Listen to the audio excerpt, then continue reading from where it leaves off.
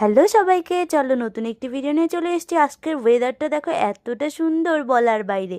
আর আমি এদিকে রান্নাও কিন্তু বসিয়ে দিয়েছি। এটা হয়েছে পালং শাক দিয়ে তরকারি। আর এত সুন্দর রোদ দেখেছি, ঘরে ভেজা জামা কাপড় রাখবো সেটা কি হয়? তাই কিন্তু আমি ঝটপট জামা কাপড়গুলো মেলতে চলে আসলাম, কারণ ভাই এত সুন্দর এতদিন পর রোদ দিয়েছে, জামা কাপড়গুলো কি ঘরে রাখলে সেটা হবে? আচ্ছা তোমরা একটা কথা বলো তো, আমার কি আমার মিনি ব্লগগুলো তোমাদের ভালো লাগে? জানো তো, আমাদের বাড়িটা যেহেতু গেট দেওয়া নেই, তাই রাস্তার থেকে সবাই দেখতেই পারে সবকিছু। যখন ক্যামেরা অন করে এই ভিডিওগুলো বানাতে থাকি, তাই কিন্তু খুব প্রবলেম হয়, লোকের অনেক কথা শুনতে হয়।